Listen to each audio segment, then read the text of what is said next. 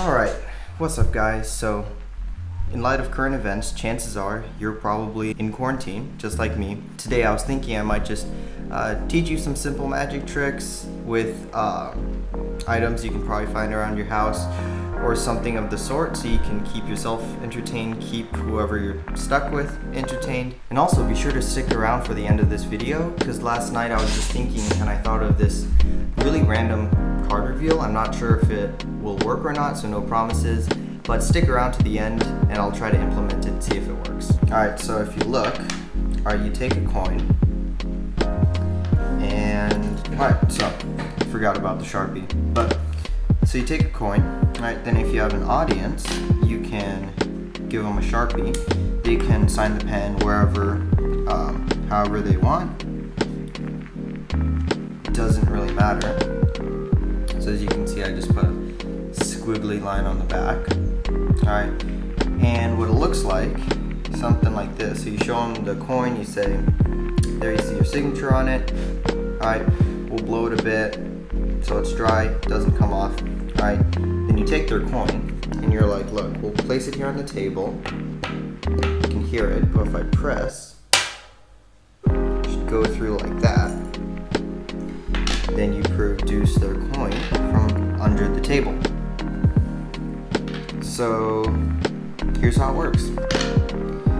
So really the only move you're gonna need to know for this effect is the French drop, which is really easy. You just hold a coin like this, and as the name implies, you drop it.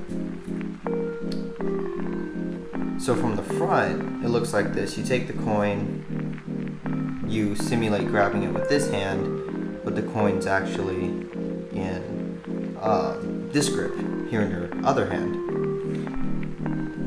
Alright, so here's an over shoulder view of what's going on. Probably be a better view to try to learn things. So there's the French drop, which looks like that, right? But instead of revealing right away, you do this, and then this coin goes under, and then there's the tap. So here's how the French drop works. So first off, you just want to grip a coin between these three fingers here and your thumb here. And the point of this is, from the front, these three fingers kind of shield the view of the coin slightly. So when you drop it, you don't see it from the front. So what your left hand's doing is you're holding it like this, and you're gonna tilt your hand slightly so they can see, and then when your right hand comes in and covers the front, you're gonna drop the coin. Now notice, you really don't want your thumb to move too much, because like what you don't want is this, because then it becomes kind of obvious that something's happening. So just practice dropping your coin like that and moving your thumb as little as possible. Now the second thing that your left hand's going to be doing is, after you drop it, you're going to bring it into, forgetting the name, but it's a way just to, I think it's coin palm, but anyways, it's a way to palm the coin. So you want the coin just to land between, well, right about there in this segment of your third and fourth finger. Then when you curl inward, the coin stays, so you can, it looks relatively natural if you're relaxed enough about it. So the French palms, the French drop, is actually quite convenient for this, because after you drop it, lands right there, then you just curl inward. So that's the left hand. And the right hand, your thumb, you pretend that you're actually grabbing the coin. Your thumb comes in this way, right? Let's see if you can see that, yeah. So your thumb comes in this way. Your left hand lets go, right? And the coin drops while your thumb is here, right? So it drops on that side. But your fingers stay the same distance, and your right hand goes outward like this, as if you're actually grabbing the coin. So what I'd recommend for practicing this at first is literally just keeping the coin there and actually grabbing it, and just kind of seeing what that motion looks like, and noticing how like this hand kind of turns a bit, this one flips over. So when you actually do it, you drop it and try to mimic the same motion. So that's the French drop part of it. You might want to take a little bit just to practice that until it looks fluid. So you do that, all right, and then you use your right hand and you pretend like you have a coin and you're trying to grip it like that. So pretty much that motion just without a coin, right? Then again, you bring your front 3 fingers out like this. So theoretically, if you had a coin, they wouldn't be able to see it. So you do this, and then you bring your left hand under and grab the coin like this, and just, you can feel for the table, and then you can just tap it at the same time. And then the last bit, you place the coin like this under the table, then flick it a bit. So it makes that sound. So it should sound like, so it should look like this. French drop, turn it over, and then 1, 2. And then you can show them the coin, everything's clean. Yeah, no need to worry about anything. Now the one other thing I want to teach you is a card isolation, because you know we're all in. They ask you how you are, you just have to say that you're fine. Anyways, so a card ISO is, it's not quite magic, but it's pretty easy to do and it looks magical, I guess. So pretty much what it looks like is when you take a card like this and you pretty much isolate the card from the movement around it. So it's like miming with the card. So what you're gonna need for this is any type of card, really. Like a business card works, playing card preferably if you have one around. And so the secret to the first bit, doing this, is you want to grip the card between your thumb and your middle finger, alright, like this. But if you can look this way, what you want to do is you want to put as much of your thumb on the card and as little of your middle finger on the card as possible. So when you press down, there's a lot of surface area from your thumb and only a little from your middle finger. So if you press hard enough, not too hard, but if you press with a decent amount of pressure, when you release like that, the card should stick to your thumb. It's just kind of a really knacky move, and it's really not that hard. Like the first few tries it might not work, it might fall a bit like that, but if you press the right way, maybe use just the very tip of your middle finger and your whole thumb, card should stick. That's the first part. It's called Angel, I believe.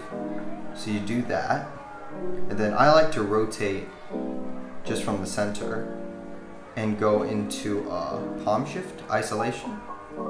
So that's pretty much when you hold the card like this and you do this, and really all that's happening is, if you notice, it's my thumb, so my thumb right here is pushing the card over just like that, but instead of moving the card, I'm moving my hand and keeping the card stationary. So pretty much practice that. So have the card like this, just right here in this crease in your fingers. Don't worry, you really won't get paper cuts, at least I haven't yet. And just hold the card like that and push with your thumb and try to match the movement with your hand. Again, it just kind of comes with practice, but for me, I like to just imagine a pinpoint here and just keep my eye on this edge, and then just move my hand and try to keep that edge of the card in the same place. And once you reach the end, just use your middle finger and your thumb again to reach this corner, and then flip the card over, trying to rotate it from the center here. So you get here, you grab this, imagine there's a point here, rotate the card around that,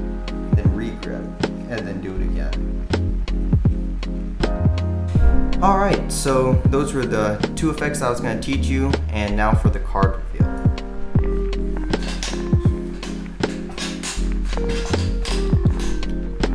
Alright, so here are my thoughts.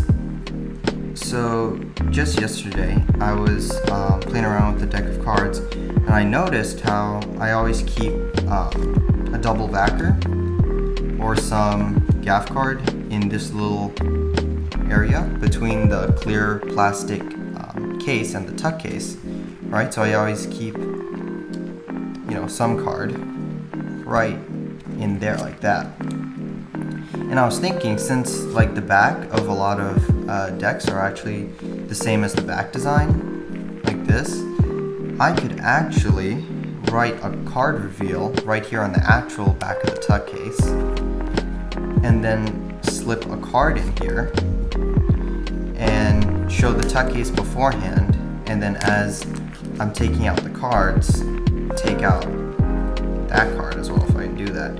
Yeah, take out that card as well as I'm taking the cards out, and from the right angle, that should set me right up, and I could place the tuck case there, do the force, and then boom. So first things first, I probably don't want to use a double backer if the effect doesn't require it, because to be honest, I just don't want to be bothered with trying to keep track of that, so we'll leave that off to the side for now.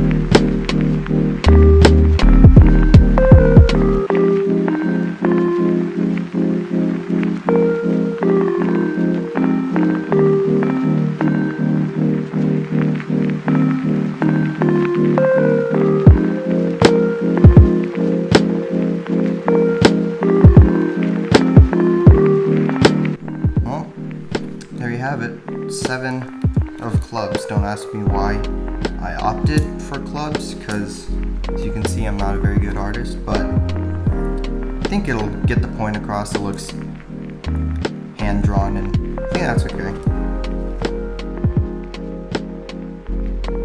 Instantly regretting coloring it in, because now it just looks like this broccoli blob.